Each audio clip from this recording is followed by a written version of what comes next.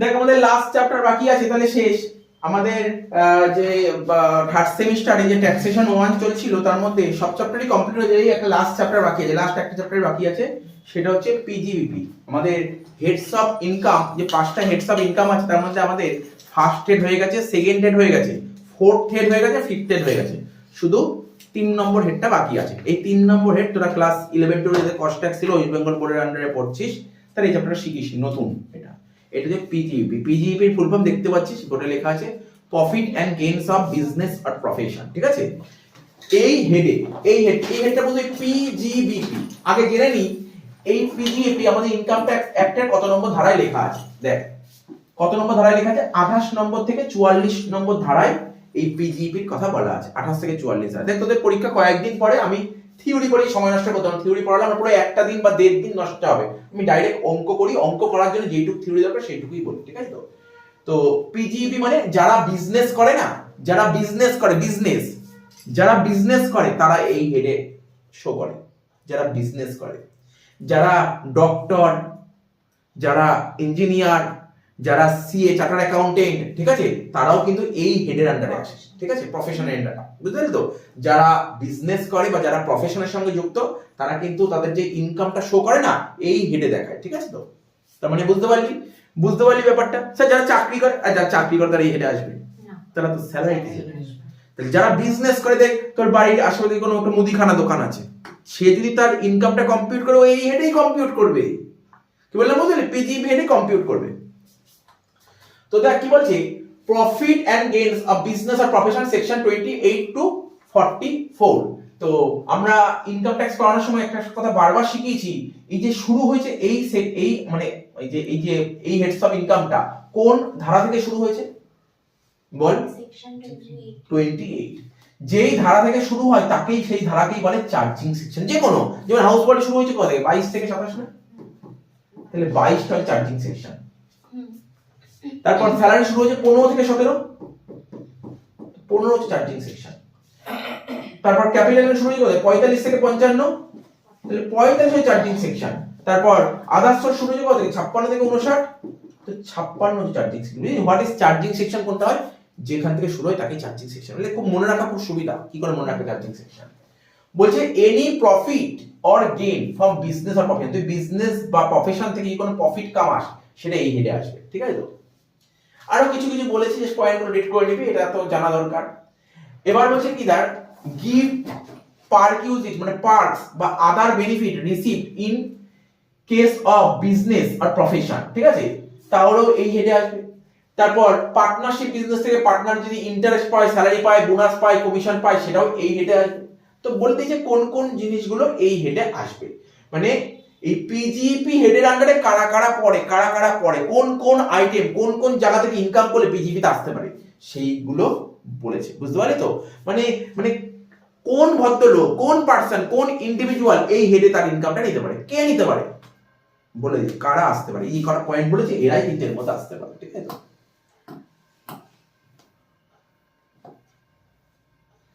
Business তো দু রকমের হয় জানিস তোরা, একটাকে বলে নরমাল বিজনেস আর একটা বলে speculative business. Sir normal business কে বলতে পারবি? নরমাল বিজনেস কাকে বলে জানিস? কোনটাকে নরমাল বিজনেস বলে আর কোনটাকে স্পেকুলেটিভ বিজনেস বলে জানিস? নরমাল বিজনেস কাকে বলে আর স্পেকুলেটিভ বিজনেস কাকে বলে? এই দেখ, ওদের দোকান আছে না, ওদের যে দোকান আছে নরমাল বিজনেস, বুঝতে পারলি? ওদের যে দোকান নরমাল বিজনেস। নরমাল বিজনেস কাকে বলে? যে নরমাল তোর বাড়ির সামনে ধর মুদিখানা দোকান খোলা আছে, এগুলো নরমাল বিজনেসের মধ্যে পড়ে, ঠিক আছে। স্পেকুলেটিভ বিজনেস করে শেয়ার বাজার, স্পেকুলেটিভকে বাংলা বলে ফাটকা বিজনেস, বুঝতে পারলি তো? তাহলে স্পেকুলেটিভ বিজনেস কি? এটা হচ্ছে শেয়ার মার্কেট, ফাটকা শেয়ার মার্কেট ফাটকা, তাই এটা হচ্ছে স্পেকুলেটিভ বিজনেস আর এটা হচ্ছে নরমাল বিজনেস। দু রকমের হয়, একটা নরমাল বিজনেস হয় বা কেউ বলে একটা স্পেকুলেটিভ একটা নন স্পেকুলেটিভ। নরমাল বিজনেসের আরেকটা নাম নন স্পেকুলেটিভ, ঠিক আছে। তো এটা কি বলেছে, এটা কোন হেডে আসবে? তো পিজিপি হেডে আসবে, দুটো পিজিপি হেডে আসবে। বলছে এই বিজনেস থেকে যে ইনকাম হবে আর এই বিজনেস থেকে যে ইনকাম হবে, বলছি ট্যাক্সেবল সেপারেটলি, আলাদাভাবে ট্যাক্সেবল হবে, একসাথে হবে না।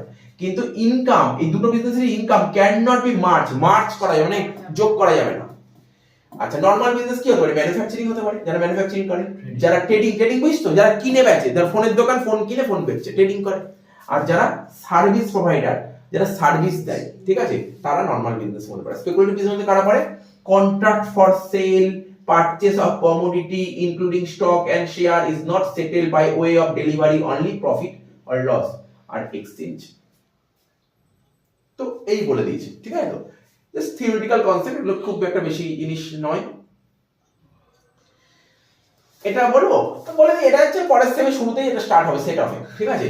এটা একটু বলে দিই। ধর সাপোজ ধর তুই নর্মাল বিজনেস থেকে, ভালো করে শুনবি, তুই নর্মাল বিজনেস থেকে 2 লাখ টাকা কি করেছিস? লস করেছিস। আর এটা কি? স্পেকুলেটিভ বিজনেস থেকে তুই 10 লাখ টাকা লাভ করেছিস। তার মানে ধর আমার দু রকমের বিজনেস আছে, একটা নর্মাল বিজনেস আছে আর একটা ফাটকা বিজনেস আছে। নর্মাল বিজনেসে 2 লাখ টাকা লস খেয়েছি, আর ফাটকা বিজনেসে 10 লাখ টাকা লাভ হয়েছে, ঠিক আছে। সিনারিও বুঝতে পারলি। এবার আরেকটা উদাহরণ বলি, উল্টো উদাহরণ। নর্মাল বিজনেস থেকে তুই 10 লাখ টাকা লাভ করেছিস, আর ফাটকা বিজনেস থেকে 2 লাখ টাকা লস করেছিস, ঠিক আছে, 2 লাখ টাকা লস করেছিস। তো ব্যাপারটা কি হচ্ছে দেখ, বলছে যদি তোমার নর্মাল, মানে শুনবি, এই শোনাতে মিস্টেক করবি না, শোনাতে মিস্টেক করবি না। বলছে তুমি যদি নর্মাল বিজনেসে লস খাও, তাহলে তুমি ফাটকা বিজনেসের প্রফিটের সাথে অ্যাডজাস্ট করতে পারো। কি বললাম বলবি? আচ্ছা আরেকবার বলি শোন, তুমি যদি নর্মাল বিজনেসে লস খাও, তাহলে তুমি ফাটকা বিজনেসের প্রফিটের সাথে অ্যাডজাস্ট করতে পারো। বোঝ ব্যাপারটা। আজকে তো তোর ধর একটা মুদিখানা দোকান আছে, ঠিক আছে, পাশাপাশি তুই শেয়ার মার্কেটও খেলিস, শেয়ার মার্কেটও অনেকে খেলে, শেয়ার মার্কেট করে অনেকে। এবার তুই নর্মাল বিজনেসে তুই লস খেয়েছিস, তোর মুদিখানা দোকানে এই বছর ধর 2 লাখ 3 লাখ টাকা লস খেয়েছিস, কিন্তু তুই শেয়ার মার্কেটে এবছর 10 লাখ টাকা লাভ করে ফেলেছিস। দুজনের মধ্যে অ্যাডজাস্ট করতে পারবি। উল্টো কথা ভাব, কি হয়েছে, তুই নর্মাল বিজনেসে 10 লাখ টাকা লাভ করেছিস, কিন্তু শেয়ার মার্কেটে 2 লাখ টাকা লস খেয়েছিস। ইনকাম ট্যাক্স অফিসার বলছে কি, বলছে না, অ্যাডজাস্ট করতে দেবো না। বুঝতে পারলি কি বললাম? অ্যাডজাস্ট করতে দেবো না। তাহলে গল্প হয়েছে, তার মানে কি বুঝতে পারলাম? ফাটকা বিজনেসে লস হলে নর্মালের সাথে অ্যাডজাস্ট করতে পারবে না, কিন্তু নর্মালে লস হলে ফাটকার সাথে অ্যাডজাস্ট করতে পারবে। এটা এখানে আজকে বলছি, এই চ্যাপ্টার, এই তোর থার্ড সেমিস্টার যেটা না জানলেও চলে বলে দিলাম, কিন্তু এটা শুরুতেই, ফোর্থ সেমিস্টার শুরুতে এটা নিয়েই শুধু গল্পই করতে থাকবে, এটা নিয়েই গল্প করবো, ঠিক আছে। শুরুতেই লাগবে এটা। ওটা হচ্ছে চ্যাপ্টার হচ্ছে সেট অফ বলে একটা চ্যাপ্টার, সেট অফ, ঠিক আছে। হ্যাঁ, সে তো পরের ব্যাপারটা তো বলবো, ওটা যখন পড়বো অনেক ডিটেইলসে ডিসকাশন করবো। সেট আপ, এটা কিন্তু ফোনের সেট আপ বলে, বুঝিস তো? আচ্ছা, বুঝতে পারলি? এখানে দেখ কি লিখেছে, তাহলে কত হলো? 8 লাখ টাকা। এখানে 8 লাখ টাকা প্রফিট হচ্ছে, এখানে 8 লাখ টাকা প্রফিট হচ্ছে, এর উপর ট্যাক্সেবল হবে। আর এখানে কত হচ্ছে? এখানে এই যে এখানে তো 10 লাখ টাকা নরমালি প্রফিট হচ্ছে 10 লাখ টাকা, কিন্তু স্পেকুলেটিভ লস হচ্ছে 2 লাখ টাকা। তাহলে এখানে কত টাকার উপর ট্যাক্স? এখানে 8 লাখ টাকার উপর গভর্নমেন্টকে ট্যাক্স দিতে হবে, আর এখানে কত উপর ট্যাক্স দিতে হবে? 10 লাখের উপর। মানে এই 2 লাখ টা অ্যাডজাস্ট করা যায়, ঠিক আছে। তো যদি মাথার উপর বেরিয়ে যায় তো বের করে দে, দরকার নেই, পরীক্ষা দেবে ওটা, ঠিক আছে। কিন্তু পরের সেমে তো খুব জরুরি, এ তো থাকবেই পরের সেমে, খুব ভালো করে লাগবে। এবার বলছে তুমি পিজিবিপি, হাউ টু কম্পিউট পিজিবিপি। পিজিবিপি তো বুঝিস তো? পিজিবি ফুল ফর্ম কি? Profit or gains of business or profession. বলছে পিজিবি তুমি কি করে কম্পিউট করবে, কি করে বের করবে, পিজিবি তুমি কি করে বের করবে, ঠিক আছে, এটাই বলেছে। তো এখানে বলেছে এর জন্য in accordance with provision contain in section 30 থেকে 43 ডি তে উল্লেখ আছে, ঠিক আছে, কি করে কম্পিউট করতে হয়। তো কিছু কথা বলেছে রেট, কিছু বলেছে rates, taxes, repairs, insurance on building, এই কথাগুলো বলেছে। এই কথাগুলো সিম্পল কথা বলেছে। আজকে আমি ব্যবসা করছি, ভাব আজকে ধর দোকান আছে আমাদের, একটা গ্রসারি শপের দোকান আছে, ঠিক আছে, গ্রসারি শপের দোকান আছে। এবার আমার নিজের জায়গা নেই ব্যবসা করার মতো, তাহলে ঘর ভাড়া নিয়েছি, তাহলে যে আমি ল্যান্ডলর্ডের থেকে ঘর ভাড়া নিয়েছি, তাহলে আমাকে ঘর ভাড়া প্রতি মাসে দিতে হবে। ভালো করে বুঝবি কিন্তু, আজকে আমি একটা মুদিখানা দোকান খুলেছি, আমার নিজের বাড়িতে জায়গা নেই মুদিখানা দোকান খোলার মতো, আমি একটা ঘর ভাড়া নিয়েছি নাগের বাজারের মতন জায়গায়, আমাকে প্রতি মাসে 25,000 টাকা করে ঘর ভাড়া দিতে হচ্ছে, ঠিক আছে। বাদ দে না, তুই তো আরো একটু পরে পড়িয়ে বেরিয়ে উঠবি, তোর দেখবি তোদের বন্ধু বান্ধব অনেকেই দেখবি তোর চা খেতে যায়, কত দেখবি এখন তো দেখতে পাচ্ছিস রোডের মুখে কত চায়ের দোকান। ওই চায়ের দোকানগুলো মতিলের মুখে একটা চায়ের দোকানের ভাড়া কত নেয় জানিস? 25,000 টাকা করে, 25,000 টাকা ভাড়া নেয়, বুঝতে পারছিস তো? চায়ের দোকান খোলেছে ওদের দোকানের পাশে, 25,000 টাকা ভাড়া, 25,000 রেন্ট পেমেন্ট করতে হয়। তাহলে ও যা ইনকাম করলো চায়ের দোকান থেকে, যে প্রফিট কামালো, তা ও তো দেখ, ও তো একটা প্রফিট অ্যান্ড লস তৈরি করবে। যে কোনো বিজনেসম্যানই, ঠিক আছে, ও বছরের শেষে জানতে চায় না কত টাকা লাভ হলো বা কত টাকা লোকসান হলো। তা লাভ লোকসান কোথার মাধ্যমে জানতে পারে? প্রফিট অ্যান্ড লস থেকে। তো যখন প্রফিট অ্যান্ড লস তৈরি করবো, যখন ইনকাম দেখাবে খরচা দেখাবে না। তা ও যে 25,000 টাকা ঘর ভাড়া দিচ্ছে ওটা পিএল অ্যাকাউন্টে ডেবিট দিকে দেখাবে না। বুঝতে পেরেছিস? তাহলে এই খরচাটাকে কি, এই খরচাটা ইনকাম ট্যাক্স অফিসার কি বাধা দেবে? না না, তুমি খরচা দেখাতে পারবে না। ইনকাম ট্যাক্স অফিসার বলতে পারে এই কথাটা? ও তো রেন্ট দিয়েছে, এটা তো খরচা হয়েছে দেখাতে, এটাই হচ্ছে মেইন ব্যাপার। হ্যাঁ, দেখা গেল রেন্ট দিয়েছে 25,000 টাকা, রেন্ট দিয়েছে 25,000 টাকা, দেখিয়ে 40,000 টাকা, তখন ইনকাম ট্যাক্স অফিসার বাধা দিতে পারে যে না তুমি তো 25,000 টাকা রেন্ট দিয়েছো, তুমি 40 টাকা দেখাচ্ছ, ওটা বাধা দিতে পারে। বুঝতে পারলি তো? কিন্তু রেন্ট খরচা পিএল এর ডেবিটে লিখছে, এটাই বাধা দিতে পারে, ওর আইটি নেই বাধা দিতে পারে। কি বললাম বুঝতে পারছিস? তার মানে এটা আমি কি বলতে চাইছি, এটা হচ্ছে রেন্ট, এইগুলো হচ্ছে অ্যালাওয়েবল খরচা। অ্যালাওয়েবল খরচা মানে যেই খরচা পিএল অ্যাকাউন্টের ডেবিট দিকে আমি লিখতে পারবো, অ্যালাওয়েবল খরচা বলে, এটা অ্যালাউ করে। ঠিক আছে? তো এখানে বলে দিয়েছে, বলছে টেনেন্ট অনলি, এটা লিখেছে টেনেন্ট অনলি, মানে both tenant and owner revenue. তো বলেছে নরমাল কথা, অঙ্ক করতে কি বাকি কথা বলে দেবে, অনেক কিছু টুকটাক গল্প জুড়ে দিয়েছে। ঠিক আছে? এখন দেখা গেল, দেখ এখানে কি বলছে, আজকে তোর বাড়িতে তুই ব্যবসা করছিস, তো তোর বাড়িতে ব্যবসা করে ঘর ভাড়া দিতে হবে, তখন তো বাধা, তুই তো নিজের বাড়িতে বিজনেস করছিস, ঘর ভাড়া দিচ্ছ কোথায়? না, সেক্ষেত্রে হবে না। বুঝতে পারছিস? আরো অনেক পয়েন্ট বেরিয়ে আসবে। তাহলে রেন্ট, ইন্স্যুরেন্স, রিপেয়ার আর প্ল্যান্ট এন্ড মেশিনারি, তুই ব্যবসা করছিস, ব্যবসার ফার্নিচার আছে, মেশিন আছে, প্ল্যান্ট আছে, এইগুলোর তুই ভাড়া করতে পারিস, রিপেয়ার করতে পারিস, এইগুলো তোর অ্যালাওয়েবল খরচার মধ্যে পড়বে। বুঝতে পারছিস তো? এগুলো কোন কোনগুলো পড়বে মেইনলি না, আমি তোকে আজকে কি বলবো, কি বলেছিলাম আগে ক্লাসে, আজকে শেখাবো এইটা শেখাবো, এই যে এইটাই শেখাবো আজকে তোকে শেখাবো এইটা। কি বলা যায় এখানে? সেকশন 32, এটাই শেখাবো। ইনকাম ট্যাক্স অ্যাক্টের 32 নম্বর ধারায়, ঠিক আছে, ইনকাম ট্যাক্স অ্যাক্টের 32 নম্বর ধারায় ডেপ্রিসিয়েশনের কথা বলে। ডেপ্রিসিয়েশন মানে জানিস তো, ওই অবচয়, ডেপ্রিসিয়েশনের কথা বলে। এটাই শিখো, এটাতে পরীক্ষায় আসবে 5 মার্কস পাবে, 5 মার্কস আসবে পরীক্ষায়। ঠিক আছে? 5 মার্কস হয় ডেপ্রিসিয়েশন। ডেপ্রিসিয়েশন কার উপর হয়? ফিক্সড অ্যাসেটের উপর হয়। ঠিক আছে? এই দেখ, ফিক্সড অ্যাসেট দু রকমের হয়, একটা ট্যানজিবল হয় যেগুলো টাচ করা যায়, একটা ইনট্যানজিবল অ্যাসেট যেগুলোকে টাচ করা যায় না। ট্যানজিবল অ্যাসেটস এর উপর ডেপ্রিসিয়েশন হয়। বেসিক্যালি ডেপ্রিসিয়েশন পাবো বিল্ডিং এর উপর ডেপ্রিসিয়েশন, ফার্নিচারের উপর পাবো, প্ল্যান্ট এন্ড মেশিনের উপর পাবো। আর ইনট্যানজিবল অ্যাসেটস এর উপর কি হয়? অ্যামোর্টাইজেশন। অ্যামোর্টাইজেশন মানে জানিস না, যেমন ইনট্যানজিবল অ্যাসেটস একটা উদাহরণ বললাম, পেটেন্ট, কপিরাইট, ঠিক আছে, গুডউইল, এগুলো তো ইনট্যানজিবল অ্যাসেটস, এইগুলোর উপর ডেপ্রিসিয়েশন হয় না। ঠিক আছে? যে সমস্ত অ্যাসেটকে তুই টাচ করতে পারবি তার উপর ডেপ্রিসিয়েশন হয়, আর যে সমস্ত অ্যাসেটকে তুই টাচ করতে পারবি না, তুই রিয়ালাইজ করতে পারবি, তার উপর অ্যামোর্টাইজেশন হয়। এটা জানিস, এটা আমি কি শেখাবো, তোরা আমার চেয়েও ভালো 11 থেকে এগুলো শিখে আসছিস, তাই না? এগুলো তোরা জানিস ভালো মতো। ঠিক আছে? তো রেটস অফ ডেপ্রিসিয়েশন, ডেপ্রিসিয়েশন কত পার্সেন্ট রেট? হ্যাঁ, এই দেখ ডেপ্রিসিয়েশনের রেট স্যার মুখস্থ করতে হবে, আমার মনে হয় না পরীক্ষা হলে পরীক্ষা হলে রেট দিয়ে দেয়, ঠিক আছে? মুখস্থ করতে হয় না, মুখস্থ তো করতে হয় না, আমি বলছি মুখস্থ করতে হবে, তো পরীক্ষা হলে রেট দিয়ে দেবে। ঠিক আছে? তো জাস্ট দিয়েছে, দিয়ে রেখেছি আমি, এই কার উপর কত পার্সেন্ট রেট। তো স্যার আমার যখন মুখস্থ করতে হবে দেখার দরকার কি? পরীক্ষায় দিয়ে দেয়, পরীক্ষায় দিতে মনে রাখার দরকার নেই। ঠিক আছে? আমার হাতে খুব সময় কম, বুঝতে পারছি কেন সময় কম, আমার হাতে 7 দিন বাকি, এর মধ্যে চ্যাপ্টার শেষ করতে হবে, সুতরাং আমাকে একটু ফাস্ট করতে হবে। অঙ্কগুলোতে আমি ফোকাস করি, অঙ্কগুলোতে টাইম নিই। ঠিক আছে? তো এইগুলোতে টাইম নিই।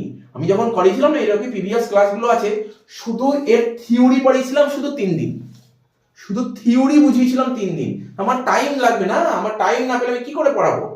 ফার্স্ট কি করে পড়াবো? 3 দিন টাইম দিয়ে বুঝিয়েছিলাম শুধু থিওরি, পুরো টু দা পয়েন্ট। মানে আমি যখন ট্যাক্সের থিওরি পড়াই, ট্যাক্সের থিওরি বিকম লেভেল হিসেবে পড়াই না, আমি ওই সিএ বা সিএমএ যে লেভেল থাকে ওই লেভেলের থিওরিটা কভার করি। ঠিক আছে? মানে টু দা পয়েন্ট, যা আছে সিলেবাস তাই করি, মানে তোর গ্র্যাজুয়েশনের সিলেবাস না, পুরো টোটাল সিলেবাসটা পড়াই। ঠিক আছে? তো সময় নেই, এখন পড়াতে পারবো না। ঠিক আছে? তো যাই হোক, তো এখানে মেইনলি চলে আসে ডেপ্রিসিয়েশন, যেটা তোর অঙ্ক করতে কাজে লাগবে। Depreciation, method of depreciation. Depreciation তো জানিস তো, ডেপ্রিসিয়েশন কি বলেছে? ডেপ্রিসিয়েশন বলছে বিজনেস অফ পাওয়ার জেনারেশন। ঠিক আছে?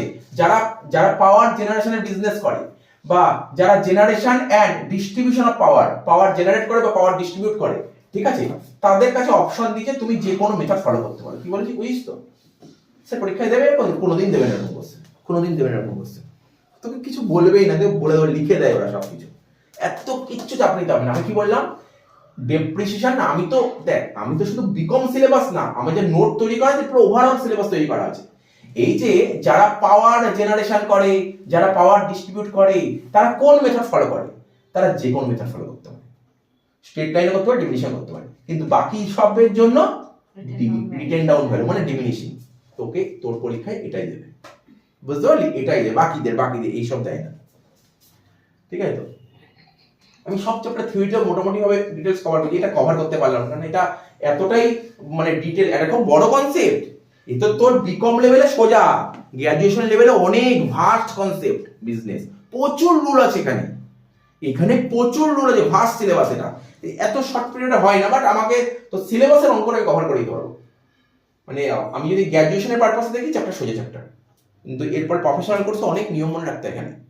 এই যারা ট্যাক্সেশনের কাজ করে না, তারা যে ফাইল করে দেয় না, সবার ফাইল করে দেয়, যারা স্যালারিড পার্সন ওদের ফাইলে খুব একটা বেশি টাকা নেয় না।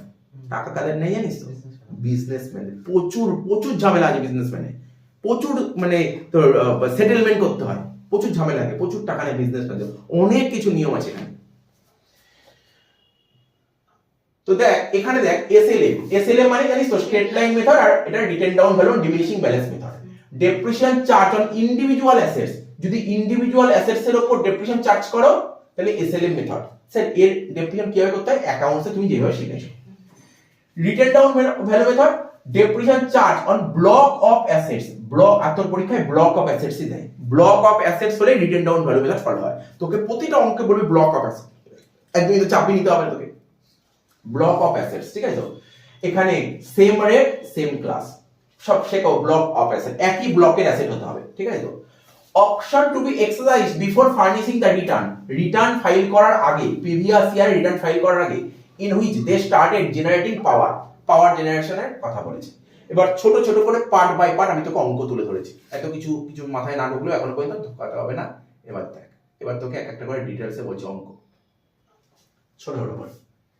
এসএসসি হ্যাজ ফলোইং অ্যাসেটস, ওর কিছু কিছু অ্যাসেট আছে যে অ্যাসেটগুলো পারচেজ করেছিল কবে? 1 এপ্রিল, যে কোনো বছর 1 এপ্রিলে পারচেজ করেছিল।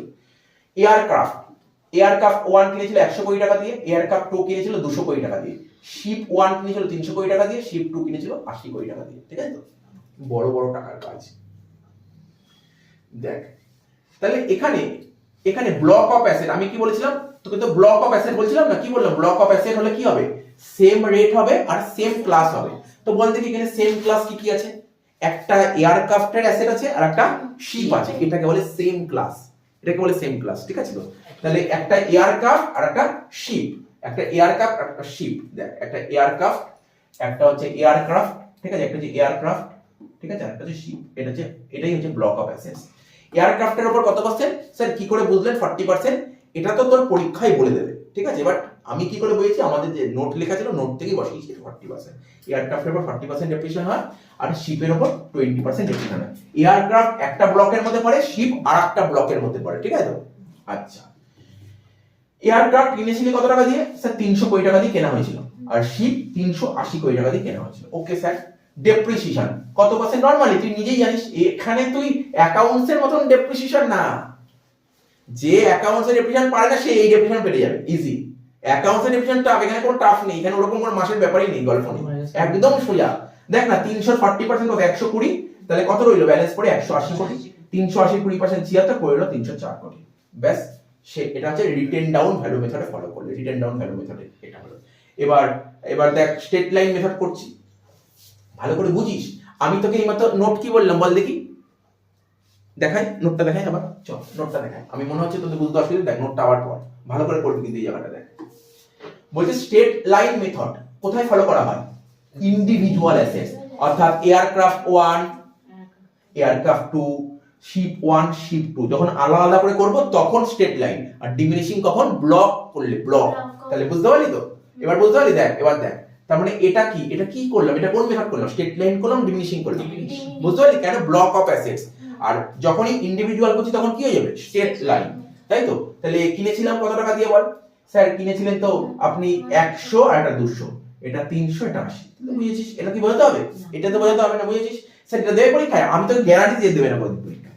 এটা নলেজ পারপাস, নলেজ, এটা নলেজ দিলাম যে তুই মনে রাখবি যে স্ট্রেট লাইন কাদের জন্য অ্যাপ্লাই হয়, ডিমিনিশিং কাদের জন্য অ্যাপ্লাই হয়, এটা তোকে জানালাম। তোরাই পরীক্ষায় দেবে এই সমস্ত কোশ্চেন।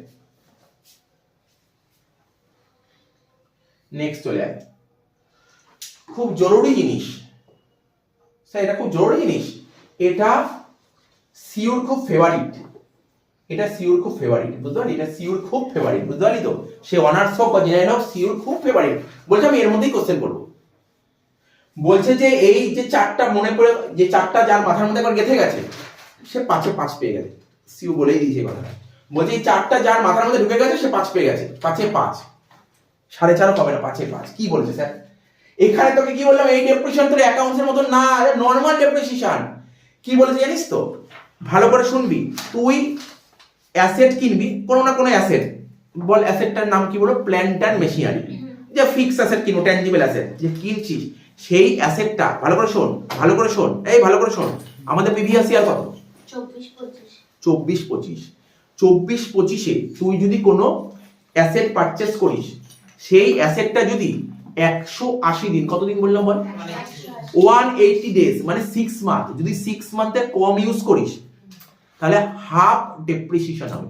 কি বললাম বল, এ দেখতে হবে না, আমি তোকে বলছি শোন না, আমি তোকে কি বলছি, তুই প্রিভিয়াস ইয়ার 24-25 যদি কোনো অ্যাসেট কিনিস, কোনো অ্যাসেট কিনি, অ্যাসেট মানে তুই স্যার কোন অ্যাসেট, স্টক, আরে ওইগুলো বলে অ্যাসেট বলতে এখানে কি, fix asset, tangible asset, tangible fix asset, যেমন ধর প্ল্যান্ট এন্ড মেশিন থাকতে পারে, বিল্ডিং থাকতে পারে, ফার্নিচার, এইগুলোই থাকে, মোটর কার, এই সমস্ত অ্যাসেট মানে ট্যানজিবল ফিক্স অ্যাসেট যদি কিনিস 24-25-এ, এবং সেই অ্যাসেটটা যদি 180 দিন 180 ডেজে কম ইউজ করিস তাহলে হাফ ডেপ্রিসিয়েশন। কত হবে? হাফ। স্যার হাফ তো বুঝলাম, হাফ মানে কি, ধর সাপোজ প্ল্যান্ট এন্ড মেশিনের উপর ডেপ্রিসিয়েশন কত পার্সেন্ট, আমি তোকে বলি 15% হয়, তা 15% হাফ কত হয়? 7.5। যদি 180 এর কম ইউজ, স্যার 180 এর বেশি ইউজ করলে পুরো 15, এই তো শেষ, 5 পেয়ে গেছিস। এই আছে কি জিনিস সিলেবাসে, এই যে আমি কি বললাম দেখ, এই কথা লেখা আছে কিনা আমাকে বল, আমাকে বল, আমি যে কথাটা বললাম এটাই কি লেখা আছে, দেখ এটা কি লেখা আছে কিনা দেখি, তাহলে পেন বের করি। ये put to use during same previous year, অর্থাৎ তুই এই বছর যে অ্যাসেটটা কিনলি সেই অ্যাসেটটা ইউজ ভালো করে শুনি কথা, কি ইউজ কতদিন করেছিস, 180 ডেজ অর মোর, 180 দিনের বেশি, 180 দিনের বেশি হলে কি লেখা আছে, আর 180 দিনের কম হলে কি হয়, অঙ্ক 5 পেয়ে গেছি, আমি বলি গ্যারান্টি নিয়ে 5 পেয়ে গেছি, আর কিছু নেই, শেষ, ডেপ্রিসিয়েশন শেষ। এই তো, এই আর কিছু নেই, ডেপ্রিসিয়েশনে 5 পেয়ে গেছিস। বল এটা কি বুঝতে পেরেছিস? স্যার ডেপ্রিসিয়েশন কঠিন, আরে কি কঠিন হয়ে গেল 5, আর কিছু নেই সিলেবাসে, আমি তো বললাম 5 পেয়ে গেছিস। দেখ তোকে এখানেই শিখিয়েছি, দেখ শোন, ready to use example or date of purchase not consider, তাহলে কি বলেছে এখানে, কি বলে ভালো করে শোন। আমরা অ্যাকাউন্টসে ডেপ্রিসিয়েশন করতে গেলে এই কথাগুলো খুব বেরিয়ে আসতো। তুই কবে মেশিনটা কিনেছিস ম্যাটার করে না, তুই ইউজ করাটা ম্যাটার করে। কি বললাম, বুঝিস নি মানে, আরে না বুঝতে পারলে বল, না বুঝতে পারলে বুঝিস নি মানে, তুই পারচেজ কবে করেছিস, আরে তুই মেশিন কিনে ঘরে রেখে দিস, না মেশিন কিনে ফ্যাক্টরি রেখে দিস, না, তুই কবে থেকে মেশিনটা ইউজ করার আরম্ভ, ইউজটা জরুরি। তাহলে তুই ধর একটা এসি কিনেছিস, ধর শীতকাল, তুই শীতকালে এসি কিনেছিস, আরে তুই এসি তো চালাবি এপ্রিল মাসে, বুঝতে পারলি তো, তুই এসিটা কিনলি, ধর সাপোজ ধর তুই জানুয়ারি মাসে এসি কিনলি, ঠিক আছে, তাহলে এসিটা জানুয়ারি মাসে কেনা হয়ে গেল, তুই এসি কি জানুয়ারি মাসে ইউজ করছিস না, সেটা প্ল্যান করে হবে।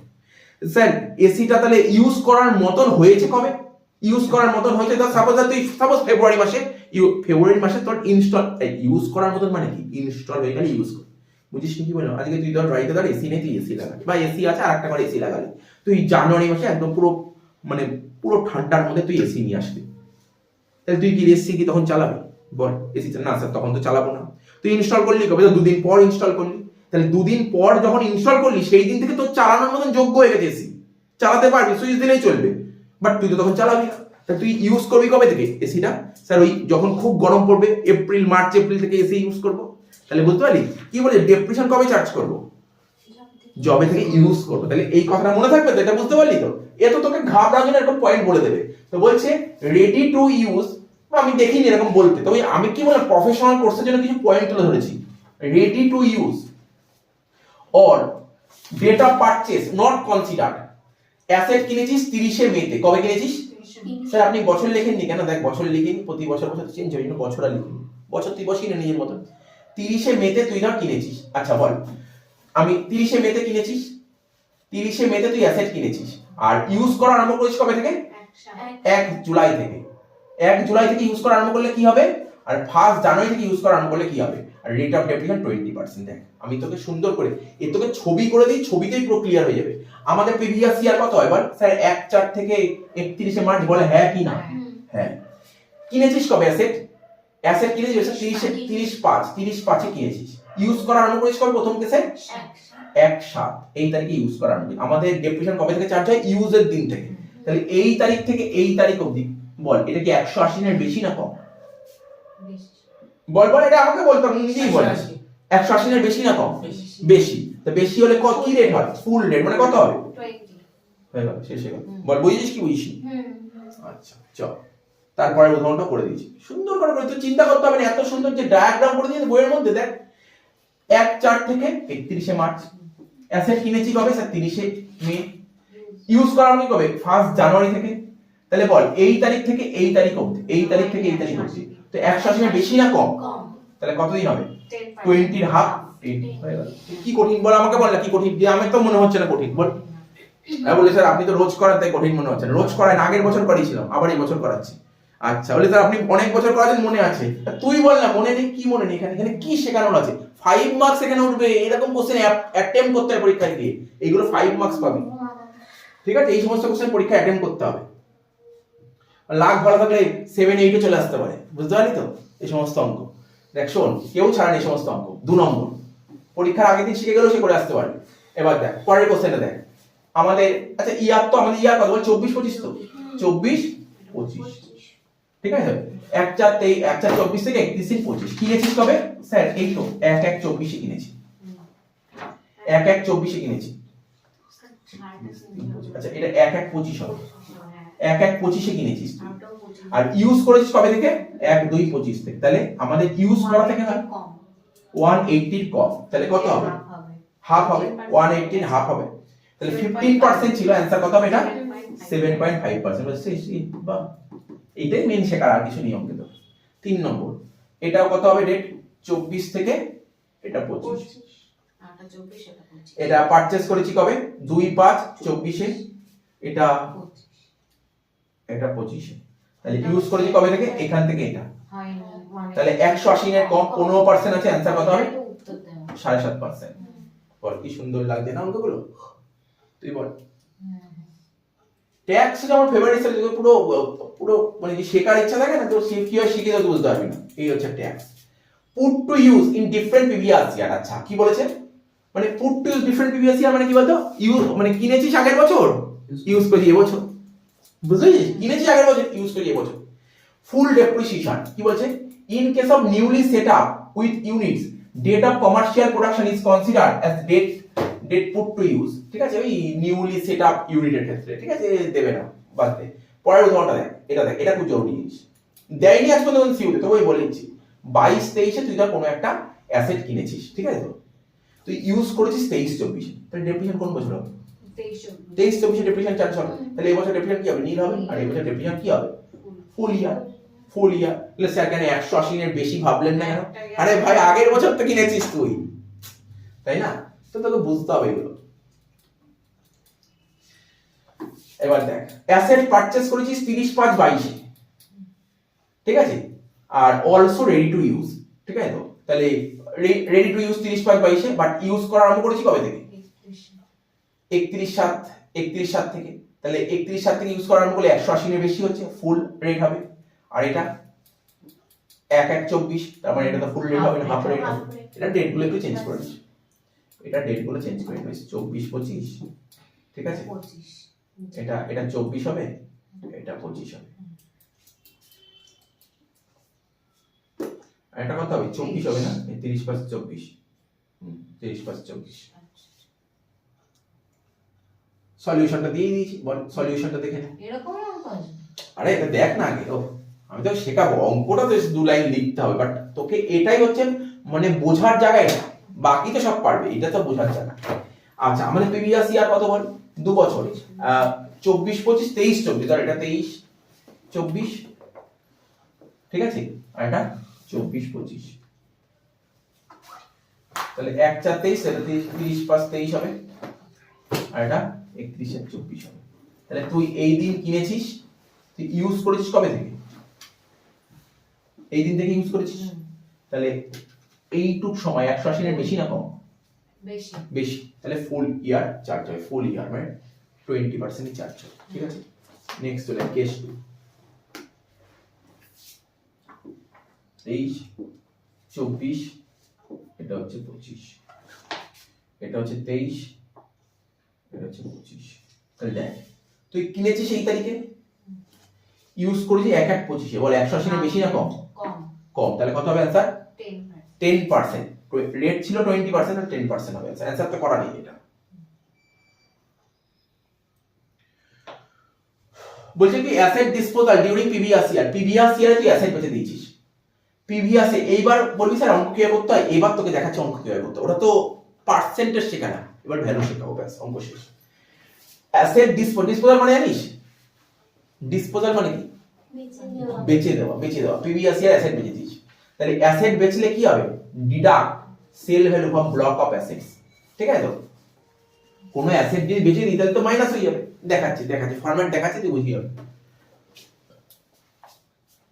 Deduct sale value from block of asset থেকে বাদ যাবে বা ইন্ডিভিজুয়াল অ্যাসেট থেকে বাদ যাবে ঠিক আছে তো তুই যদি কোনো অ্যাসেট বেচে দিস সেটা হয় ব্লক অফ অ্যাসেট থেকে বাদ যাবে বা ইন্ডিভিজুয়াল অ্যাসেট থেকে বাদ যাবে ঠিক আছে তো আচ্ছা ব্লক অফ অ্যাসেট মানে যখন রিটেন ডাউন ভ্যালু আর ইন্ডিভিজুয়াল অ্যাসেট যখন এসএল এর method no need to calculate profit loss calculate করার দরকার নেই ঠিক আছে এখানে প্রফিট লস ক্যালকুলেট করার দরকার নেই বলছে কি এবার একটা অঙ্ক দিয়েছে এরকম অঙ্কই তোর পরীক্ষায় আসে ছোট অঙ্ক ঠিক আছে তো রিটেন ডাউন ভ্যালু দিয়েছে বল এটা কোন মেথডে করব স্ট্রেট লাইন করব আর ডিমিনিশিং করব রিটেন ডাউন ভ্যালু দেওয়া মানে কিন্তু block of asset written down value দেওয়া মানে কি ব্লক অফ অ্যাসেট 1/4/24 এ তোর 3 লাখ টাকা ছিল ভ্যালু তুই অ্যাসেট কিনলি কত 1 লাখ টাকা দিয়ে 30/5/24 এ ঠিক আছে তো অ্যাসেট সোল্ড করে 40,000 টাকা ডেপ্রিসিয়েশন 20% দেখ ভালো করে দেখবি 1/4/24 এ মানে কিভাবে অঙ্কটা করতে অঙ্ক করার রুলটা দেখ ফরম্যাটটা দেখে প্রথমে লিখতে হবে written down value as on কি কোন ডেট লেখা আছে 1/4/24 বলিস না 1/4/24 written down value as on opening date মানে দেখ তোকে বলি তোকে ব্যাপারটা বলি আমাদের প্রিভিয়াস ইয়ার কত এটা হচ্ছে 1/4/24 এটা 1/4/24 আর এটা 31/3/25 এই যে এই ডেট লিখবো কি রিটেন সবসময় লিখবো এই তারিখে রিটেন ডাউন ভ্যালু কত ছিল ঠিক আছে তাই লিখেছি বল তারপর তুই বল এই বছর কত টাকা দিয়ে মেশিন কিনেছিস স্যার 1 লাখ টাকা তাহলে লিখবো পারচেজ 30/5/24 এ 1 লাখ টাকা তাহলে 4 লাখ টাকা এবার সেল করেছি কত বল সেল 40,000 আমি কি বলেছিলাম যদি কোনো সেল করো তাহলে কি হবে মাইনাস করতে বলেছিলাম না সে যদি ব্লক অফ অ্যাসেট হয় ব্লক অফ অ্যাসেট থেকে আর যদি ইন্ডিভিজুয়াল থেকে ঠিক আছে তো কত 4 লাখ থেকে 40 বাদ দিলে কত হলো 3,60,000 ঠিক আছে 3,60,000 হয়ে গেল এইবার ডেপ্রিসিয়েশন চার্জ করতে হবে তো বল এই যে এবছর যদি 1 লাখ টাকার মেশিন কিনলি এটাকে 180 এর বেশি ইউজ করেছিস না কম ইউজ করেছিস হ্যাঁ বল বেশি ইউজ করলে কত পার্সেন্ট চার্জ হয় ফুল রেট কার উপর ফুল রেট কর দেখে বুঝতে পারছিস এই যেটা ব্যালেন্স প্রয়োগ হলে তার উপর ফুল রেট 3,60,000 20% করলে কত হয় 72,000 টাকা অ্যানসার করো 2,88,000 নে তুই নিয়ে নে 5 নাম্বার নিয়ে নে হয়ে গেল 5 এই তো অঙ্ক বুঝতে পারলি অঙ্কটা যে করতে হবে না আমি তো বইয়ের অঙ্ক আমি তো যেগুলো আছে প্রিভিয়াসে সে অঙ্ক করবো এই তো করে দিচ্ছি অঙ্ক বুঝছিস তো দেখে নিছিস জাস্ট ছোট্ট করে একবার এবার দেখ এরপরে ফরম্যাট দেখ ওটা বোঝালাম এবার ফরম্যাট প্রথমে অঙ্ক করালাম এবার ফরম্যাট কি হবে written down value as on কি লিখবো এই বছরের জন্য 1/4/24 পারচেজ লিখবো মাইনাস করব সেল ব্যালেন্স করব ডেপ্রিসিয়েশন করব লিখবো 31/25 শেষ অঙ্ক হয়ে গেল অঙ্কটা শেষ নেক্সট বলছে put to use 180 days or more তুমি যদি 180 দিন বা তার বেশি ইউজ করো বা 180 যদি কম ইউজ করো তাহলে কি হবে তো এটাই তো নিয়ম শিখলি যদি 180 এর বেশি ইউজ করিস তাহলে কি হবে ফুল রেট আর 180 এর কম ইউজ করলে হাফ রেট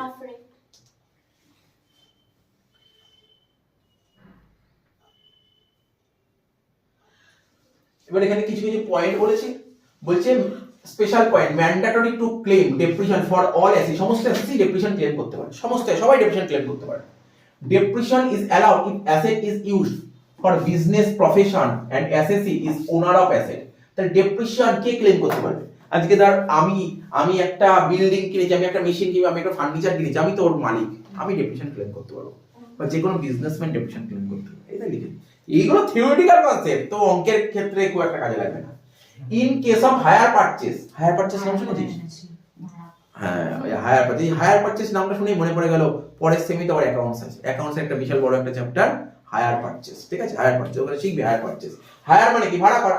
তুই কোনো একটা মেশিন ভাড়া করে এনেছিস, ঠিক আছে, দা বায়ার যে কিনছে ক্যান ক্লেম ডেপ্রিসিয়েশন, যে কিনছে সে ডেপ্রিসিয়েশন ক্লেম করতে পারে। দেখ তুই অনেকে পাঞ্জাব লরি কেনে, হায়ার পারচেস সিস্টেম নেই। হায়ার পারচেস কাকে বলে জানি? হায়ার পারচেস জিনিসটা কি? আজকে ধর লরি কিনা হবে, লরির দাম ধর অনেক, সাপোজ ধর একটা 6 লাখ 7 লাখ টাকাতে একটা পাঞ্জাব লরি কেনা হচ্ছে, ঠিক আছে, পাঞ্জাব লরি একটা 7 লাখ টাকা দিয়ে কেনা হচ্ছে। এবার 7 লাখ টাকা যে ও একবারে টাকা নেই, ও কি করে জানিস? ওই হায়ার পারচেস, বুঝতে পারছিস না কি বললাম? হায়ার পারচেস, ধর একটা লরির দাম 7 লাখ টাকা, 7 লাখ। এবার যে কিনবে লরি, ওর কাছে 7 লাখ টাকা নেই, কিন্তু ও তো কিনবে। এবার ও কি কোন সিস্টেমে কিনেছে? হায়ার পারচেস সিস্টেমে কিনেছে। কি সিস্টেমে কিনেছে? হায়ার পারচেস সিস্টেমে। কিন্তু যে লরিটা কিনলো 7 লাখ টাকা দিয়ে, ওকে কিন্তু লরির মালিক বলবে না। আচ্ছা আমি তোকে বলছি, দেখবি অনেকে ফোন কেনে না, অনেকে ফোন কিসে কেনে জানিস তো? ইএমআই তে ফোন কেনে। তা তুই ধর আজকে কোন একটা ফোন ইএমআই তে কিনে আনলি, জানিস তুই সেই দিনই ফোনের মালিক হয়ে গেলি, জানিস এটা? সেই দিন তুই ফোনের মালিক হয়ে গেলি। কিন্তু তুই যদি হায়ার পারচেস সিস্টেমে যদি একটা লরি কিনিস, তোকে লরির মালিক বলবে না। বুঝিস নি কি বললাম? দুটোর মধ্যে তফাৎ বোঝ, পরীক্ষা দিবি আসে, মানে আগে আসতো, মানে তুই এরপরের সেমিস্টারে পাবি তুই। হায়ার পারচেসের সঙ্গে ইনস্টলমেন্টের তফাৎটা কোথায় জানি? হায়ার পারচেসের সঙ্গে ইনস্টলমেন্টের তফাৎটা কোথায়? হায়ার পারচেস মানে কি? হায়ার পারচেস মানে তুই কারোর থেকে একটা লরি কিনলি 7 লাখ টাকা দিয়ে, বললি আমি 7 লাখ টাকা 7 লাখ টাকা লরির দাম, তুই প্রথমে 2 লাখ টাকা দিয়ে দিলি, ডাউন করলি, বলি বাকি 5 লাখ টাকা আমি বছর বছর দেবো, বছরে বাকি 5 লাখ টাকা বাকি হলো আমি যেমন ভাবে দেবো 2 লাখ করে দিয়ে দেবো, বাকি টাকা 2 লাখ করে দিয়ে দেবো, ঠিক আছে? এটা হায়ার পারচেস সিস্টেমে। এবার ইএমআই সিস্টেম তো আলাদা, লরি তো আর ইএমআই সিস্টেমে হয় না, লরি ইএমআই সিস্টেমে হবে না। ইএমআই সিস্টেমে তোর ফোন হবে, ঠিক আছে? তুই ফোন কিনলি ইএমআই সিস্টেমে, তুই প্রথমে ডাউন করলে প্রতি মাসে মাসে তোর থেকে টাকা কেটে নেবে, ঠিক আছে?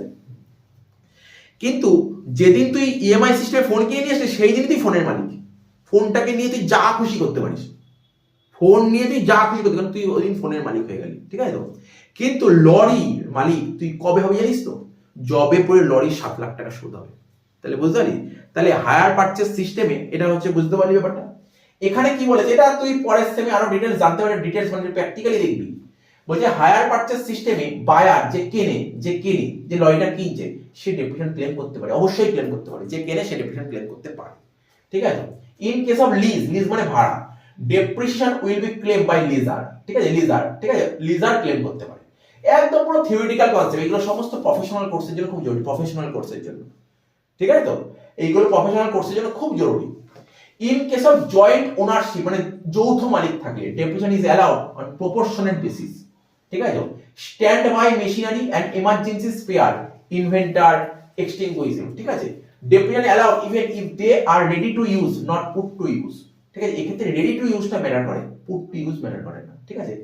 এইগুলো তো কেউই জেনে যায় না, না জানলেও কাজ হয়ে যাবে, না জানলেও তোর চ্যাপ্টার অঙ্ক হয়ে যাবে। এইগুলো হচ্ছে কি মানে থিওরিটিক্যাল কনসেপ্ট, যারা ট্যাক্সেশনের কাজ করে তাদের এগুলো জানতে হবে, যারা প্রফেশনাল কোর্স করে তাদের এগুলো খুব জানতে হবে, ঠিক আছে? তোদের লেভেলে না জানলেও চলবে, ঠিক আছে? এটা তোর বইতেও হয়তো লেখা নেই, আমি নোট তৈরি করেছি সি এর বই থেকে দেখে, ঠিক আছে? অ্যাডিশনাল ডেপ্রিসিয়েশন, এটা তোর দরকার আছে। অ্যাডিশনাল ডেপ্রিসিয়েশন কি বলেছে?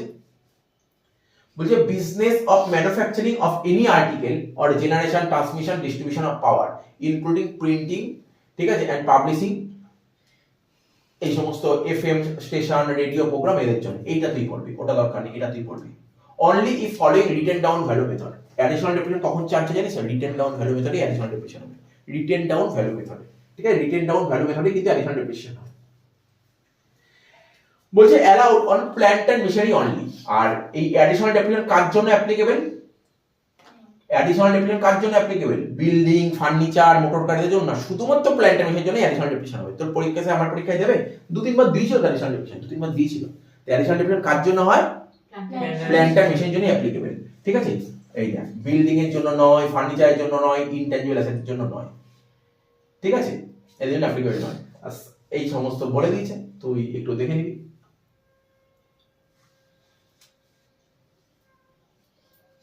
দরকার নেই, এ তো মানে এগুলো প্রফেশনাল কোর্সে তোদের না দরকার নেই। এখানে দেখ এগুলো অনেক কিছু নোট তৈরি করা, সব তোদের দরকার নেই। In the year in which put to use, এই যে দেখেছিস তো এটা কি লেখা আছে? এটা বিহার, দেখছিস কি লেখা আছে? বিহার, অন্ধ্রপ্রদেশ, ঠিক আছে, Telangana, West Bengal for manufacturing of any article, এরকম জায়গায় যদি তুই মানে কোনো ইনস্টল করিস, ঠিক আছে, 35% ডেপ্রিসিয়েশন চার্জ করতে পারবি, ঠিক আছে। আর অন্যান্য কেস হলে 20% ডেপ্রিসিয়েশন চার্জ করতে পারবি। দেখি কেউ মেশিন সেট করে, ঠিক আছে, এইরকম এই এরিয়া এই সমস্ত স্টেটে যদি মানে অ্যাসেটটা ইনস্টল করিস তোকে 35% ডিসকাউন্ট মানে ডেপ্রিসিয়েশন চার্জ করতে পারবি। কিন্তু অন্যান্য কেসে এই স্টেট ছাড়া অন্য কোনো স্টেটে যদি তুই কোনো প্রজেক্ট করিস, প্রজেক্ট বুঝিস তো, কোনো প্রজেক্ট নেওয়া হলো, ঠিক আছে, তাহলে তোকে 15 কত বলছে 20% ডেপ্রিসিয়েশন দেবে। এ তো জানার দরকার, তোর লেভেলে তো জানার দরকারই নেই, তোর লেভেলে জানার দরকারই নেই। এখন ওয়েট করেছিস পরীক্ষা কেমন অঙ্ক এসে দেখ আগে, এরকমই অঙ্ক আসে, এরকমই অঙ্ক পরীক্ষায় আসে। 5 নম্বরে দেখ শোন, সুন্দর অঙ্ক, সোজা অঙ্ক দিচ্ছে। 23 নম্বর অঙ্ক বলছে from the following information compute allowable depreciation and capital gain if any for the previous year 24-25, ঠিক আছে। তো প্ল্যান্ট এন্ড মেশিনারি বলেছে, ফার্নিচার বলেছে, ঠিক আছে। দেখ আমি কি বলেছিলাম, রেট বলে দেয় বলেছিলাম, রেট দেখ রেট বলে দেয় বলেছিলাম না, প্ল্যান্টের উপর কত পার্সেন্ট রেট, 15%, ফার্নিচারের উপর 10%, ঠিক আছে। আর অ্যাডিশনাল ডেপ্রিসিয়েশন কত পার্সেন্ট হয় জানিস? এই অ্যাডিশনাল ডেপ্রিসিয়েশন 20% হয়, অ্যাডিশনাল ডেপ্রিসিয়েশন 20%টাও বলে দিয়েছে। এবার দেখ কি কি বলেছে ভালো করে শোন, ভালো করে বোর্ডের দিকে তাকা, কোশ্চেনটাকে দেখে নে আগে, কোশ্চেন দেখে নে তারপর অঙ্ক করব। Written down value as on 1/4/24 মানে রিটেন ডাউন ভ্যালু কত ছিল? প্ল্যান্টেন ওপেনিং ছিল 6 লাখ আর ফার্নিচার ছিল 2 লাখ। পারচেজ করেছিস কত? 3 লাখ টাকা আর 30,000 টাকা। আউট অফ পারচেজ, এই যে তুই যে ভালো করে দেখ তুই এবছর যে 3 লাখ টাকার মেশিন কিনেছিস, যার মধ্যে 2 লাখ টাকার মেশিন কবে কিনেছিস? খুব মনোযোগ সহকারে একটা অঙ্ক দেখি সব পারবি। তুই যে এবছর 3 লাখ টাকার মেশিন কিনেছিস, 2 লাখ টাকার মেশিন কিনেছিস কবে? 10-12-24। তা এই তারিখে যে মেশিনটা কিনেছিস, এই মেশিনটা কি 180 দিনের বেশি ইউজ করিস না কম ইউজ করেছিস? বলেছে তুই এবছর 3 লাখ টাকার মেশিন কিনেছিস, ঠিক আছে। এই 3 লাখ টাকার মেশিনের মধ্যে 2 লাখ টাকার মেশিন এই তারিখে কিনেছিস, তাহলে 2 লাখ টাকার তাহলে এটা 180 দিনে কম ইউজ করেছিস, তাহলে 2 লাখ টাকার উপর হাফ রেট হবে। 3 লাখের মধ্যে 2 লাখ টাকার উপর হাফ রেট হবে, তাহলে 1 লাখ টাকার উপর কি রেট হবে? ফুল রেট হবে, এটাই তো বলেছে। আচ্ছা এবার ফার্নিচার কবে কিনেছে ডেট বলেছে? না স্যার ডেট বলেনি। তা ডেট বলেনি মানে ধরে নেবো এটা 180 দিনের বেশি ইউজ করা হয়েছে, ঠিক আছে। আচ্ছা ওকে হয়ে গেল। সেল করেছে 2 লাখ টাকা দিয়ে, এটা 2.5 লাখ টাকা দিয়ে। অঙ্ক শেষ, সোজা অঙ্ক দিয়েছে, কিছু নেই অঙ্ক। তাহলে দাগ কাট। আর বলেছে কি all asset were put to use immediately, এটাই বলবে তোকে, ইমিডিয়েটলি ইউজ করেছিস। তাহলে তুই নতুন পেজে আয়, একটা পেজে আয়,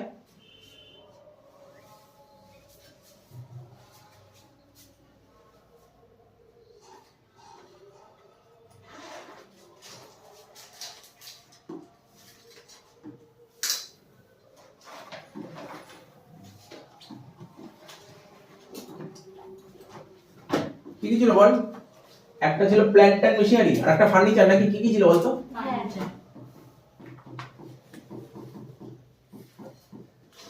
কি লিখবো? WDV মানে ফুল ফর্ম জানিস তো? Written down value as on কত? 1/4/24 বল কত ছিল রিটেন ডাউন ভ্যালু? কত ছিল বল? বল দেখে বল, রিটেন ডাউন ভ্যালু কত ছিল? 1/4/24, 6 লাখ টাকা আর ওটা 2 লাখ টাকা, 6 লাখ আর 2 লাখ, লেখ 6 লাখ আর 2 লাখ। এবার লেখ যোগ দিয়ে লেখ পারচেসেস,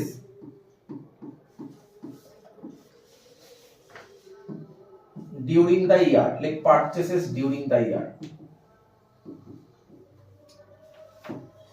তাহলে এই বছর কত টাকা পারচেজ করেছিস? দেখ 3 লাখ। 3 লাখ টাকা 30,000 টাকা, লেখ 3 লাখ আর 30,000।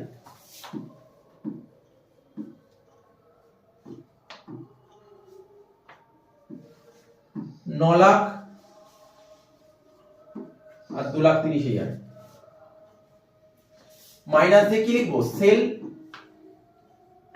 প্রাইস বা সেল ভ্যালু লেখে অনেকে, সেল প্রসিডস লেখে অনেকে, ঠিক আছে। কত? 2 লাখ আর 2.5 লাখ। কত ছিল? 2 লাখ আর 2.5 লাখ, লেখ 2 লাখ আর 2.5 লাখ,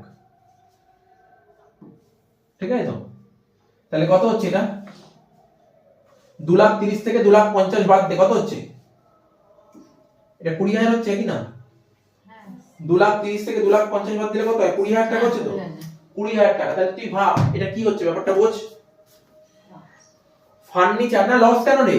লস কেন হচ্ছে? 2,00,000 টাকা ছিল ব্যালেন্স, তুই 30,000 টাকা কিনলি, তাহলে কত টাকার মেশিন ফার্নিচার আছে? 2,30,000। এবার তুই বেচে কত পেলি? 2.5 লাখ। তাহলে তুই টাকা বেশি পেলি না কম পেলি? বেশি। লাভ হলো, কত টাকা লাভ হলো? এই ধরনের লাভকে বলে শর্ট টার্ম ক্যাপিটাল গেইন। এই ধরনের লাভকে বলে শর্ট টার্ম ক্যাপিটাল গেইন। লেখ শর্ট টার্ম ক্যাপিটাল গেইন। লেখ শর্ট টার্ম ক্যাপিটাল গেইন 20,000 টাকা। লেখ শর্ট টার্ম ক্যাপিটাল গেইন 20,000 টাকা। কোথায় লিখবো? ওই তো সোজাসুজি লেখ শর্ট টার্ম ক্যাপিটাল গেইন 20,000 টাকা। লেখ এটাকে, লেখ এই এর লেখ শর্ট টার্ম ক্যাপিটাল গেইন। এটাকে বলে শর্ট টার্ম ক্যাপিটাল গেইন।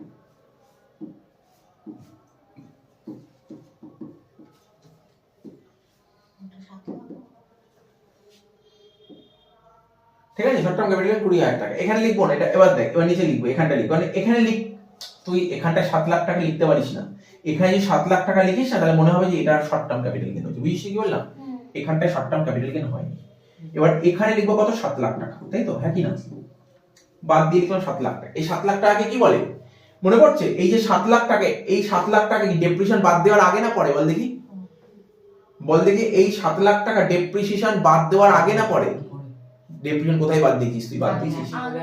এখনো বুঝিস কি বললাম? এই যে এটা বের করলি 7 লাখ টাকা, এখন কি ডেপ্রিসিয়েশন চার্জ করেছিস? তো ডেপ্রিসিয়েশন চার্জ করতে হবে। এবার লেখ মাইনাস দিয়ে লেখ ডেপ্রিসিয়েশন, মাইনাস দিয়ে লেখ ডেপ্রিসিয়েশন। কত টাকা? কত টাকার উপর ডেপ্রিসিয়েশন হবে? দেখ ডেপ্রিসিয়েশন কি কথা শেখালাম তো তোকে, শেখালাম তো বল, তোকে শেখালাম তো 3 লাখ টাকা যে এই বছর কিনেছিস তার মধ্যে 2 লাখ টাকা কবে কিনেছিস? 180 দিনের আগে না পরে? তুই এবছর 3 লাখ টাকার মেশিন কিনলি, তার মধ্যে 2 লাখ টাকার মেশিন যে কিনেছিস সেটা 180 দিনের বেশি ইউজ করি না কম ইউজ করি? বললাম তো তখন কম। তাহলে কি করে করবে এখানে? এখানে স্যার লিখুন 2 লাখ টাকা ইনটু কত পার্সেন্ট ছিল অঙ্কে? 15% ইনটু 6/12, মানে বুঝলি কেন 6/12 হলো? না বুঝতে পারলে বলিস কিন্তু, স্যার কোথাতে 6/12 পেলে আমি কিছু বুঝতে পারছি না। আরে তুই যদি 180 এর কম ইউজ করিস তাহলে হাফ চার্জ হয়, হাফ। স্যার আমি হাফ লিখবো, 6/12 লিখবো না। লেখ তুই হাফ, একই হবে। ঠিক আছে তো? অনেকে 6/12 লেখে, অনেকে 50% লেখে, লিখলেই হলো। তাহলে বাকি রইলো কত বল? বাকি রইলো কত বল? বাকি রইলো কত? বুঝতে পারছিস না? বাকি রইলো 5 লাখ। বাকি রইলো 1 লাখ। এবার দেখি, দেখি না কার কথা ঠিক, সব বলবো, সব বলি। এবার দেখ কে বললো 1 লাখ, তুই 1 লাখ বলি তো? আমি কখনো ভুল পাই, ঠিক বলি যে 1 লাখ। তাহলে 1 লাখ টাকা তুই যেটা এবছর কিনেছিস তার ডেপ্রিসিয়েশন করলি, তাহলে আগে 6 লাখ টাকা ছিল না? তাহলে কতর উপর ডেপ্রিসিয়েশন হবে? 6 লাখ প্লাস 1 লাখ, 7 লাখের উপর ডেপ্রিসিয়েশন হবে। এবার দেখি, এবার তোরা যেটা বললি আমি বলি, এবার আমি বলি, তোরা বলছিস যে স্যার এই দেখ 7 লাখ টাকা ছিল, তার মধ্যে 2 লাখ টাকা ডেপ্রিসিয়েশন চার্জ হয়ে গেছে, তাই তো? তাহলে 5 লাখের উপর ডেপ্রিসিয়েশন হবে, হ্যাঁ কি না? 5 লাখের উপর ডেপ্রিসিয়েশন হবে, হ্যাঁ কি না বল? ঠিক আছে তো? 5 লাখের উপর ডেপ্রিসিয়েশন হবে। হ্যাঁ 5 লাখের উপর ফুল রেট। এবার একটু বুঝে নে যদি কোনো ডাউট থাকে, এমনি ভালো করে ক্লিয়ার কর না। এই ভালো করে ক্লিয়ার কর, তুই যে 3 লাখ টাকা কিনেছিস তার মধ্যে 2 লাখ টাকা 180 দিনের কম, তাহলে 180 দিনের বেশি কত? 1 লাখ টাকা। আবার এই 6 লাখ টাকা কত হচ্ছে? 1 লাখ আর 6 লাখ করলে কত হয়? 7 লাখ টাকার উপর হবে। স্যার 5 লাখ করলেন কেন? তুই 2 লাখ টাকা আমার রেখে দিয়েছিস, তাহলে তো 5 লাখই হচ্ছে। অত ভাব, অত ভাবে না, জানিস কি করে? আমি টেকনিকটা বলি, অনেকে কি করে, অনেকে করে 3 লাখের মধ্যে 2 লাখের উপর চার্জ করলাম, তাহলে টোটাল তো ছিল 7 লাখ, 7 লাখের মধ্যে 2 লাখ টাকা চার্জ হয়ে গেছে, তাহলে রইল কত? 5 লাখ। তো সিম্পল ব্যাপার। এটা কোনটা? এটা বেশি ইজি। তাহলে হয়ে গেল, কত হচ্ছে বল? হ্যাঁ হ্যাঁ, টোটাল 90,000। আর এর মধ্যে কিছু হবে না। তাহলে এটা কত হবে? 7 লাখ থেকে 90,000 বাদ দিলে কত হয়? 7 লাখ থেকে 90,000 বাদ দেবো। আচ্ছা এটা হলো তো। আর একটা ডেপ্রিসিয়েশন ছিল, সেটা না, আর একটা ডেপ্রিসিয়েশন ছিল, জানিস তো? Additional depreciation. ওটা কর।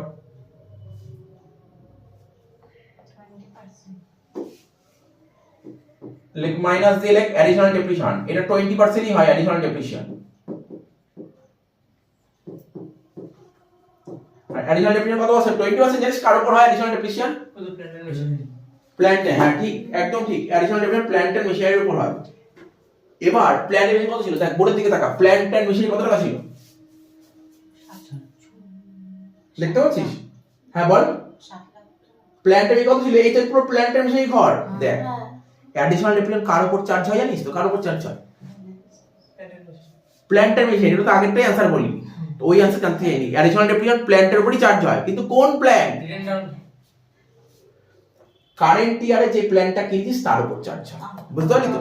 কারেন্ট ইয়ারে যে প্ল্যান কিনিস তার উপর চার্জ হয়। কারেন্ট ইয়ারে যে প্ল্যান কিনিস, বল কারেন্ট ইয়ারে কত টাকার প্ল্যান কিনেছিস? 3 লাখ। 3 লাখ টাকা। তো 3 লাখের উপর কত পার্সেন্ট চাপাবো? 20%। ভুল। 3 লাখের উপর 20% ভুল। কি করব? 2 লাখের উপর 20% করব, সরি 2 লাখের উপর 10% করব। আর 1 লাখের উপর 20%। হ্যাঁ। এবার বুঝেছিস কি বললাম? হ্যাঁ, ওটার উপর তো হাফ হবে। হ্যাঁ হ্যাঁ।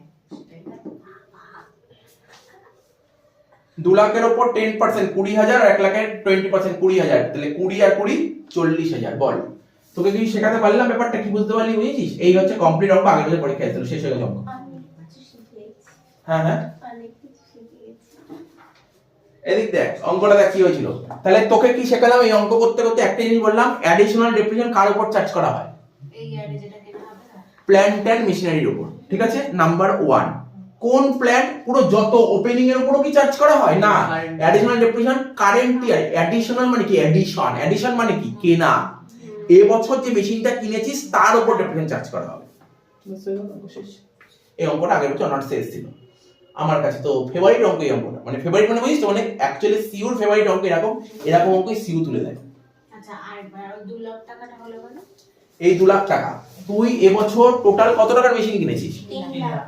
3 লাখের মধ্যে এরকম কি কোনো মেশিন কিনেছিস যেটা 180 দিনের কম আছে? কত টাকার মেশিন 180 দিনের কম? 2 লাখ। তো 2 লাখের উপর কত হবে?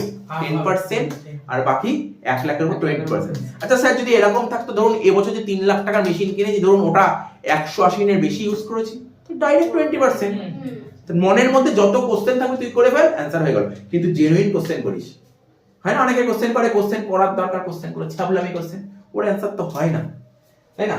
তো যাই হোক, অঙ্কটা তো তুই বুঝে গেলি, ব্যাপারটা বুঝে গেলি, কিছু নেই অঙ্কটার মধ্যে, শেষ হয়ে গেল, শেষ এই অঙ্ক। এটা আর যোগ বিয়োগ করে না আর কি করবো, শেষ হয়ে গেছে। ওই রকমই রাখ। তাহলে এই অঙ্কটা আগের বছর পরীক্ষায় এসেছিল, দেখি কত নম্বর দিয়েছিল। হ্যাঁ এরকমই রাখতে পারি, করার জায়গা নেই তো। শোন কত নম্বর এসেছিল, এটা গ্রুপ এ তে না গ্রুপ বি তে?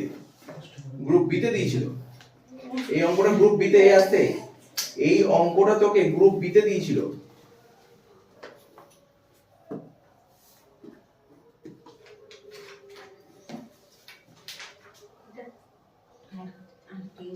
এটা কত ডে? এটা ডে 1 করে রাখ।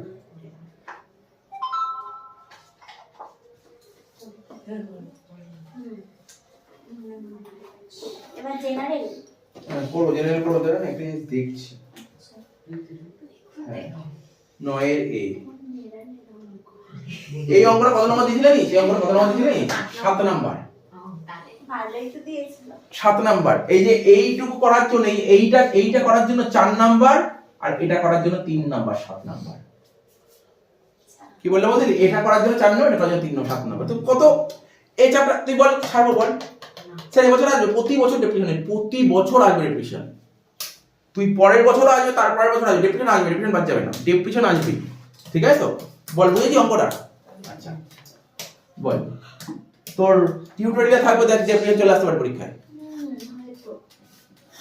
এবার দেখ নিচের অঙ্কটা না, হ্যাঁ কি বলেছে দেখ, বলছে কি ফ্রম দা ফলোইং ডিটেইলস, বলছে from the following details for the year 24-25 compute allowable depreciation for the assessment year 25-26। কি বলেছে দেখি, ভালো করে পড়বি। হ্যাঁ, written down value. Written down value আমি থিওরি পড়ালাম, কাদের জন্য অ্যাপ্লিকেবল? ব্লক। বল ব্লক অফ অ্যাসেটস এর জন্য অ্যাপ্লিকেবল। তুই যত অঙ্ক করবি সব ব্লক অফ অ্যাসেটই থাকবে, গ্যারান্টি সহকারে, ইন্ডিভিজুয়াল দেবে না। Block of asset, block of অ্যাসেটের জন্য রিটেন ডাউন ভ্যালু অ্যাপ্লিকেবল। ঠিক আছে তো? ওপেনিং ব্যালেন্স কত ছিল? 2.5 লাখ টাকা। কোশ্চেন পড়ে নিই আমি। বলছে কি দেখ ভালো করে, এর মধ্যে ভালো করে শোন, এর মধ্যে কি আছে? প্ল্যান্ট এক্স আছে আর প্ল্যান্ট ওয়াই, দুটো প্ল্যান্ট আছে। ব্লক তো তোকে আজকে শুরুতেই করানো, ব্লক অফ অ্যাসেট কি ছিল মনে পড়ে? এয়ারক্রাফট 1, এয়ারক্রাফট 2, শিপ 1, শিপ 2, ওটাকে ব্লক বলে। এটা কি 15%। নেক্সট কি বলেছে? তুই নতুন আরেকটা প্ল্যান্ট নিয়ে জেট এত তারিখে কিনেছিস। আচ্ছা বল দেখি এটা বল, এই তো জেনারেলের অঙ্ক। দেখ তুই কিনেছিস কবে? 15ই মে। বল 180 এর বেশি না কম? বেশি। বেশি। তাহলে কত? 70,000 টাকা হয়ে গেল। আর 15% চলছিল sale of plant, plant sale করি 2 লাখ টাকা দিয়ে। এ তো মানে ও আর একটাই বলেছিল নাকি এখানে? হ্যাঁ একটা আছে। এই দেখ, আমি ক্যালকুলেটর নিলাম না, আমি বুঝতে পারলি তো, আমি অঙ্ক করছি পরে, আগে দেখি অ্যান্সারটা মুখোমুখি করা যায় কিনা। আমি একটু দেখছি, যে দেখতে ইচ্ছা করছে। জানিস তো কত হবে? 2,50,000 আর 70, 3,20,000, 3,20,000 থেকে 2 লাখ বাদ দিলে কত? 1,20,000। 1,20,000 উপর 15%, 18,000 টাকা অ্যান্সার। 5 নাম্বার পেয়ে গেল। 18,000 টাকা অ্যান্সার 5 পেয়ে গেল। চ এবার করি, বুঝিস নি কি বললাম? 18,000 টাকা কি করে হলো? জেনারেল অঙ্ক, কিছুই তো ছিল না অঙ্কের মধ্যে। এটা করে দিচ্ছি, চ দেখছি অঙ্কটা করে দিচ্ছি নাকি বুঝিস নি বল? একটু ফাস্ট করে দিলাম তোকে, একটু ফাস্ট বলে দিলাম, মানে অঙ্কটা দেখে এতটাই ভালো লাগবে যে মুখে মুখে অ্যান্সার হয়ে গেল। 5 নাম্বার দিয়েছিল এটা।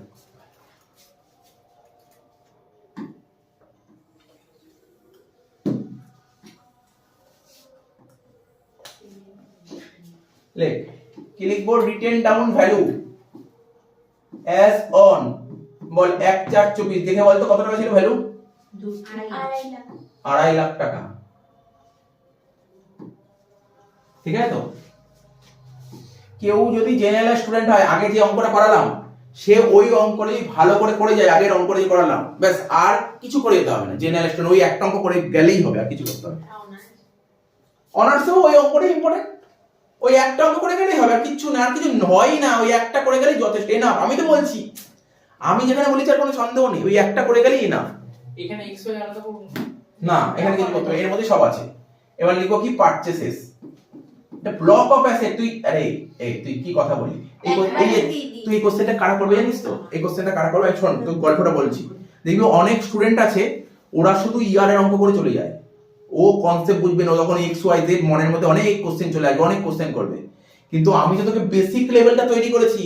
ব্লক অফ অ্যাসেট কাকে বলে তোকে বেসিকটা বললাম, ওটা মাথায় রাখবি।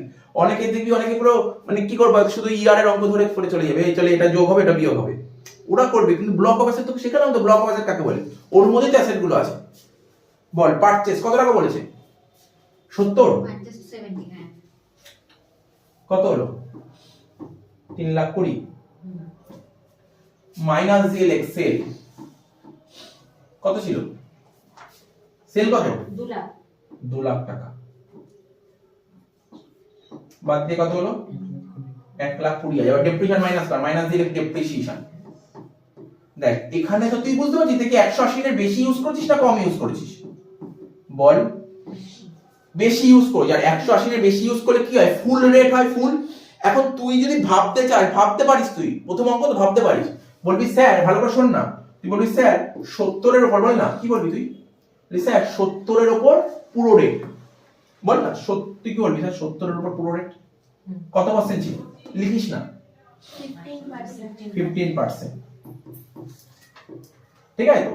তার মানে 70 এর উপর পুরো চাপিয়ে দিলি, তাহলে 1,20,000 এর মধ্যে, তো বুঝতে পারছিস তো, 1,20,000 এর মধ্যে 70 এর উপর চাপানো হয়ে গেছে, তাহলে কত উপর চাপানো বাকি? 50। বুঝতে পারলি মানে নাকি? হ্যাঁ বুঝেছি। তুই তো এবছর 70 কিনেছিস, আর 70,000 টাকার মেশিন তো পুরো সারা বছর ইউজ করেছিস। মানে 100 সারা বছর বলাচ্ছে বলি 180 এর বেশি ইউজ করেছিস। তো 180 এর বেশি ইউজ করলে কি হয়? ফুল রেট হয়। 70 এর উপর ফুল রেট চাপিয়ে দিলাম, তাহলে টোটাল তো পড়ে আছে 1,20,000। 1,20,000 এর উপর 70 চাপিয়ে দিয়েছিস, তাহলে আর কত উপর চাপাস? 50 এর উপর কত হবে? 15%। ও স্যার কি করলি? 1,20,000 এর উপরে তো 15%, একই তো ব্যাপার। বুঝতে পারছিস নাকি বুঝিস নি? 1,20,000 এর উপর 15% কত হচ্ছে বল? 18,000। 1,20,000 থেকে 18,000 টাকা বাদ দে, কত হচ্ছে? 1,02,000। কি বললি? জেনারেল পড়া ভালো না কি বললি? জেনারেলি নিলে ভালো। তাহলে কত হলো? 1,02,000। এটাকে কি বলে? Written down value as on 31/3/25। দেখি এটা এসেছিল যে আগের বছর জেনারেলে কত নম্বর দিয়েছিল, একটু দেখি কত নম্বর দিয়েছিল, একটু জাস্ট দেখবো। আরে কম দিলেও তো 5 দিয়েছে।